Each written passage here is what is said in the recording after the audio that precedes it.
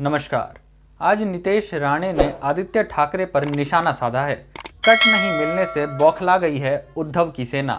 दरअसल महाराष्ट्र में सत्ता परिवर्तन के बाद से ही उद्धव ठाकरे की शिवसेना और राज्य सरकार के बीच लगातार युद्ध जारी है।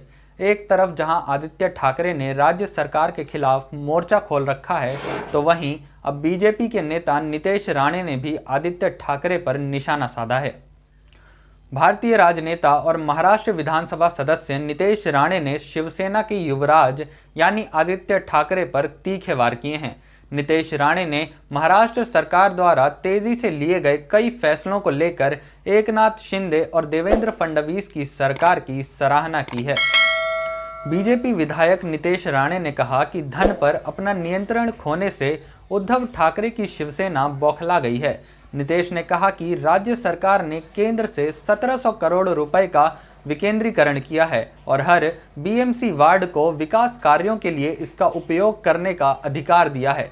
साथ ही नीतीश राणे कहते हैं कि वह उद्धव सेना के युवराज यानी आदित्य ठाकरे का दर्द समझ सकते हैं। जब से देवेंद्र जी की सरकार आई है, युवराजों के परसेंटेज का हिसाब किताब ठप हो गया है और जिस महानता के साथ शिंदे फडणवीस सरकार जनहित के लिए अपना काम कर रही है, उन्होंने 1700 करोड़ रुपए की धनराशि का विकेंद्रीकरण किया है। 227 वार्डों को अपने क्षेत्रों में विकास के लिए इस धन का उपयोग करने का पूरा अधिकार दिया है।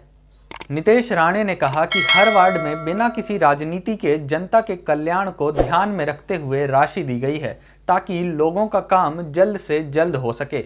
आदित्य ठाकरे पर निशाना साधते हुए नीतीश ने आगे कहा कि आप करली निर्वाचन क्षेत्र से चुने गए थे, आपने कभी इसका दौरा भी नहीं किया है, इसलिए ये मुमकिन नहीं है कि आपको मुंबई का पूरा हाल पता हो।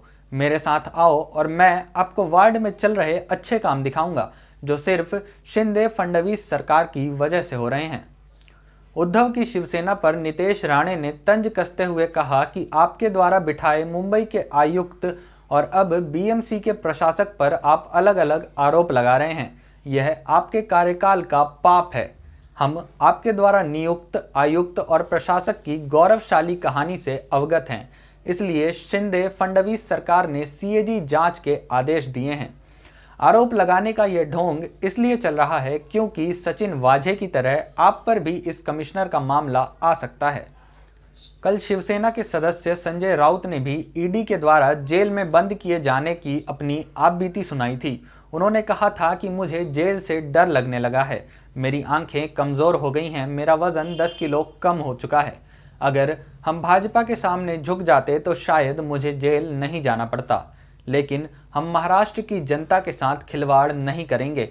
महाराष्ट्र में सिर्फ एक ही शिवसेना है।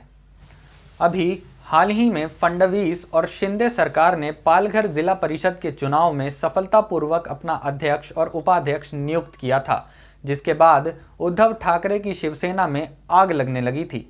आपको बता दें कि मुंबई में एक प्रेस वार्ता के दौरान आदित्य ठाकरे ने शुक्रवार को बीएमसी के कामकाज पर सवाल उठाते हुए राज्य सरकार पर निशाना साधा था।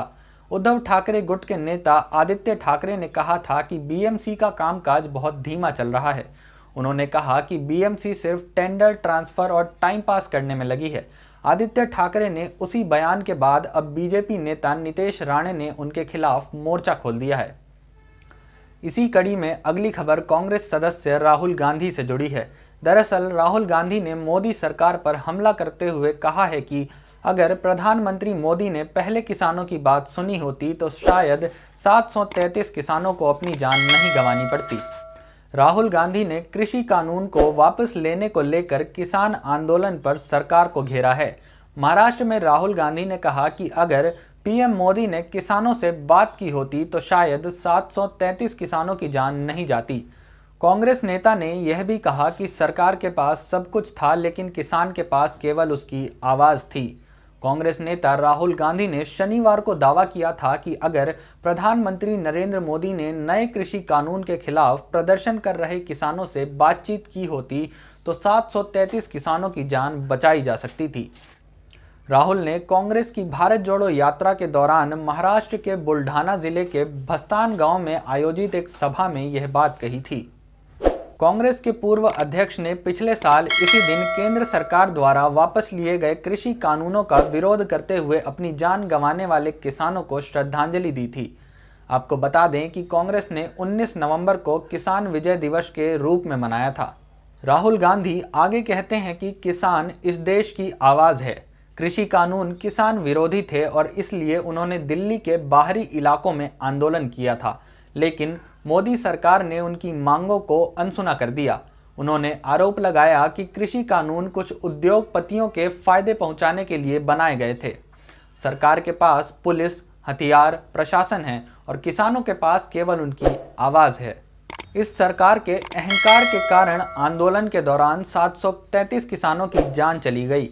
गौरतलब है कि भारत जोड़ो यात्रा शनिवार रात बुल्ढाना जिले के जलगांव में रुकी थी।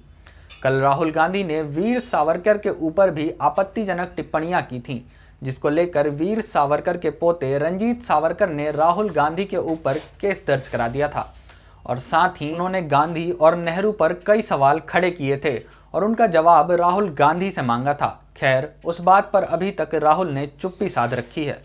राहुल गांधी ने अपनी पद यात्रा के दौरान मंगलवार को वाशिम जिले में आयोजित एक रैली में हिंदुत्व विचारक सावरकर पर निशाना साधा था। उन्होंने कहा था कि भाजपा आरएसएस के प्रतीक सावरकर हैं। वह 2-3 साल तक अंडमान में जेल में रहे थे। उन्होंने दया याचिकाएं लिखनी शुरू कर दी थी। वो अंग्रेज़ों की गुलामी करते थे। इसी पर फडणवीस ने पलटवार करते हुए कहा था कि गांधी जी भी अंग्रेज़ों से ऐसे ही बात करते थे और जी हजूरी वाले पत्र अंग्रेज़ों को लिखा करते थे। राहुल को ये बात समझनी चाहिए कि उस समय ये सब करना ज़रूरी हुआ करता था। राहुल अभी बच्चे हैं, उन्हें राजनीति की समझ नहीं है। अगर होती तो वो ऐसे बचकाने बयान देकर मीडिया को अपनी तरफ आकर्षित न करते। आपको बता दें कि कांग्रेस ने शनिवार को पूर्व प्रधानमंत्री इंदिरा गांधी की 105वीं जयंती के मौके पर महिलाओं के लिए एक विशेष पदयात्रा का आयोजन किया था। साथ ही भारत जोड़ो यात्रा भी की, जो जिले के शेगांव से जलांब तक चली थी। राहुल गांधी और कई अन्य नेताओं ने 7 सितंबर को तमिलनाडु के कन्याकुमारी से इस यात्रा की शुरुआत की थी। वे 3570 किलोमीटर की दूरी तय करके श्रीनगर पहुंचेंगे और वहीं इस यात्रा की समाप्ति होगी। राहुल गांधी की भारत जोड़ो यात्रा का उद्देश्य अब फिर से हिंदुत्व विरोध हो चुका है। जिस मकसद से इस पद यात्रा को शुरू किया गया था, अब वो मकसद शायद किसी को याद भी ना हो। राहुल कहते हैं कि किसानों के पास सिर्फ आवाज़ है, लेकिन वह भूल गए कि किसानों के पास वह ट्रैक्टर्स भी हैं जिनसे उन्होंने आम लोगों को और पुलिस वालों को कुचला था। हालांकि इस बात से मैं और आप अच्छी तरह से अवगत हैं कि किसान आंदोलन की आड़ में कौन सा आंदोलन चलाया जा रहा था और सरकार के कृषि कानून वापस न लेने पर उन्हीं किसानों ने उग्रवादियों का रूप भी ले लिया था। ना जाने कितने पुलिस वालों को, कितने आम नागरिकों को अपनी जान गंवानी पड़ी थी। पूरी दिल्ली में सन्नाटा पसर गया था। आज भी वो रूह कपकपा देने वाला मंजर याद कर कर लोगों के पसीने छूट जाते हैं। बहरहाल, लोगों की हत्या करने वाले किसान तो नहीं हो सकते, क्योंकि किसान का काम अन्न को जन्म देना है, ना कि लोगों की जान लेना। अगर आपको वीडियो पसंद आई हो तो वीडियो को लाइक ज़रूर करें और चैनल को सब्सक्राइब करना तो बिल्कुल ना भूलें। धन्यवाद।